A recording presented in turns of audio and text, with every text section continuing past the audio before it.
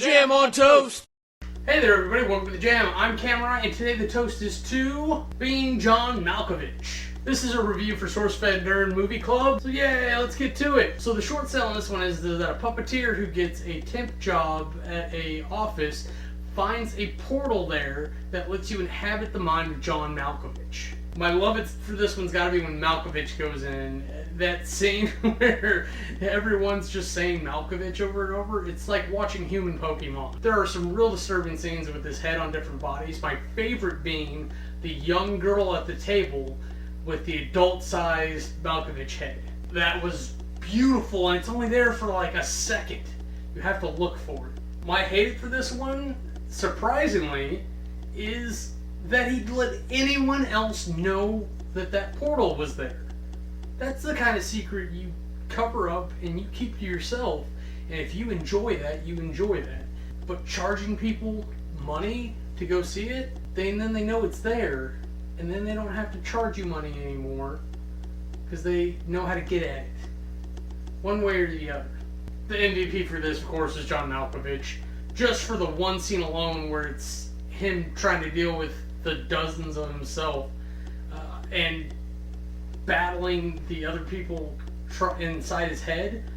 Fantastic job on it. You really get the sense that something's off. And I don't know if that's just how John Malkovich is, or if he's just that good an actor that he presented it that well. But on to the categories. Aesthetics. There are a lot of dreary, kind of rainy, rundown scenes, but I think those are far outweighed by the detail they put into the movie. Like all the different animals running around their house, Cameron Diaz's hair even, which is kind of a weird thing to point out.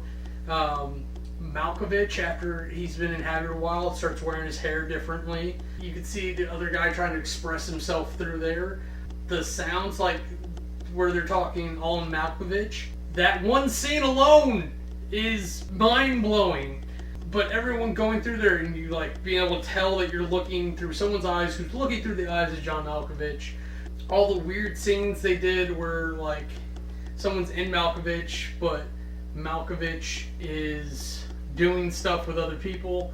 Just fantastic. And I mean, it's not a lot that pushes it over the edge, but it's enough for me to really be notable. And when you think back on it, you're like, wow. Aesthetics gets a 90. Character development.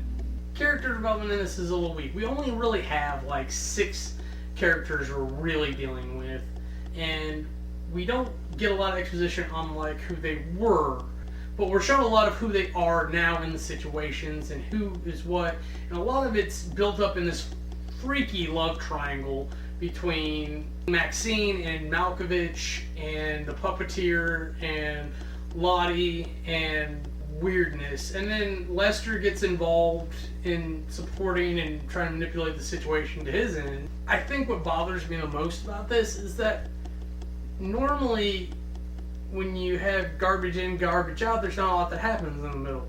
But I think we get garbage in and a lot happens to it, but we get the same garbage at the end.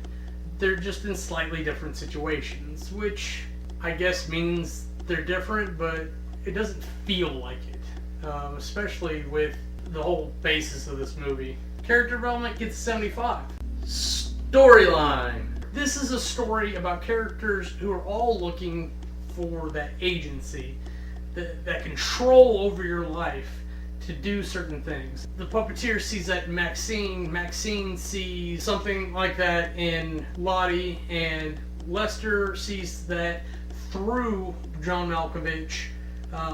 Malkovich starts with a high sense of agency and loses it because he sees what's happening to him with this portal thing, and it's so fun to see when they lose it at different points and what happens, and it's really just amazing when it comes down to it that you can have that sense of agency. The story itself, maybe not the strongest story ever. It's really, guy goes and gets a job he doesn't want because he hates his life and he's trying to make the slightest improvement. He meets this girl that has such empowerment that he can't stand it. He must have her because he's jealous, essentially. He finds this portal, does some horrible experiments and exploitations of it, and then finally figures out how to use it to get a girl, which is probably one of the most boring things you could do with it.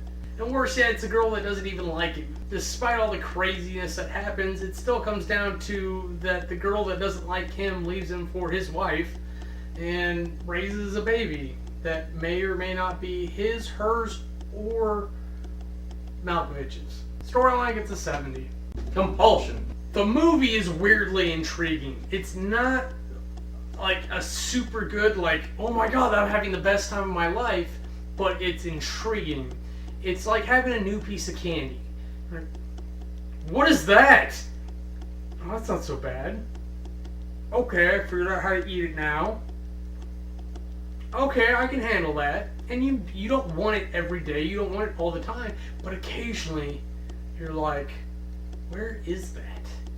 That's what I want. And you hardly ever even know until it happens, but it's refreshing and it's good, and this movie's intriguing, and I love it as a concept, but I'm ready to put it back on the shelf for a few more years before I watch it again. Compulsion gets an 80. Now, if you total all that up, you get an average of 78.75. For my rep review, I gotta say, this is not a great movie. It's possibly not even a good movie. But with such a premise, it's weird, it's wacky, it's out there. You can guarantee a watch from me with something like this. I really think it's up there. And the reason I love the sense of agency that's built into the movie is that death is the ultimate guarantee. We can all share that experience, we can all feel empathetic towards it. Thus, we all are programmed to self-preserve, and to do that, that means that we like a sense of agency in our lives. We like control, because when you die, you have no more control. It's gone, it's over with. So, movies that explore that aspect, it's the whole reason the video game industry has anything going for it at all. We can all relate to that. We all have that in our real life. We all enjoy having that sense of agency in a video game. We're feeling it empathetically through a character in a movie. Puppetry I can actually see really similarly, so that's actually a really good angle to take with this movie, is making the main character a puppeteer, because you have all the agency in the world. You have the agency of all the characters in your universe that you've created. So when you're doing this number, you have control, and that's what it's all about. And that's why he's a puppeteer. That's why the first scene is him controlling the universe, regardless of what everyone else thinks. Yes, I just felt bad for that little girl, though. Hard to recommend this to anyone and expect them to have a good time, but it's harder not to recommend it at all. It's a great movie academically, and it's a great movie psychologically, and I want everyone to have seen it, but it's not a movie you're going to pop in like, you're about to have a good time. Watch this. I promise it's not Two Girls, One Cup. The worst of it is probably, honestly, that the main character, through trying to maintain that sense of agency, actually loses his sense of agency. So it's not encouraging. Anyways, that's it for me. I'm Cameron. Have a nice day. If you want to see anything else we're up to, go ahead and click the annotations, and they'll take you to our other channels.